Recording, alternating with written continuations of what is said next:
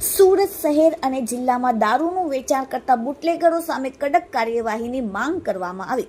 કોંગ્રેસના નેતા દર્શક નાયકે સરકારને રજૂઆત કરી। દર્શન નાયકે સુરતના ગ્રામ્ય વિસ્તારમાં દારૂનું વેચાણ અને ઉત્પાદન કરતા એકમો સામે કાર્યવાહી કરવા ગૃહ રાજ્યમંત્રી તેમજ સરકારને રજૂઆત કરી। દર્શન નાયકે જણાવ્યું કે છેલ્લા ઘણા સમયથી ગુના સામે જોડાયેલા બુટલેગરો અંગે ઘણી ફરિયાદો ઉઠી છે। કોંગ્રેસ નેતા દ્વારા પોલીસ વિભાગ દ્વારા તૈયાર કરેલ 538 બુટલેગરોની યાદી સાથે સરકારને રજૂઆત કરાઈ। રજૂઆત માટે જણાવ્યું 2024માં 43 બુટલેગરો સામે પાસા અને 93 સામે તડીપારની દરખાસ્ત થઈ હતી।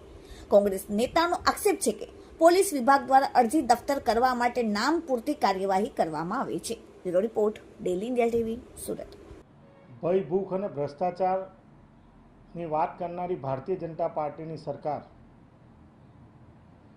જે રીતે કાયદો અને વ્યવસ્થાની પરિસ્થિતિ દિવસે દિવસે બગડે છે, એ અનુસંધાનમાં માન્ય પોલીસ મહાનિર્દેશકને વારંવાર પત્ર લખીને ચોરી, લૂંટફાટ, બળાત્કાર કે કાયદાનો જેને ડર નથી એવા બુટલેગરોની સામે વારંવાર પત્ર લખવા છતાં સુરત જિલ્લાના પોલીસ વિભાગે જે પ્રકારે પગલાં લેવા જોઈએ એ પગલાં લેવામાં નિષ્ફળ નિવડ્યા છે એવું મારું સ્પષ્ટ માનવું છે।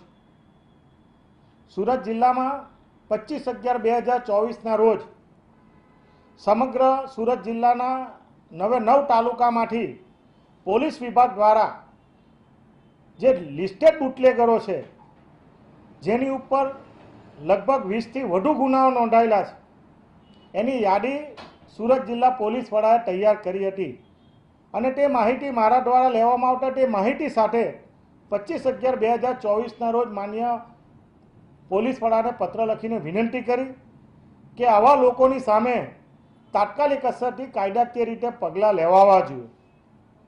એ આજ દિન સુધીમાં કોઈ પણ પ્રકારના પગલાં લેવામાં આવ્યા નથી।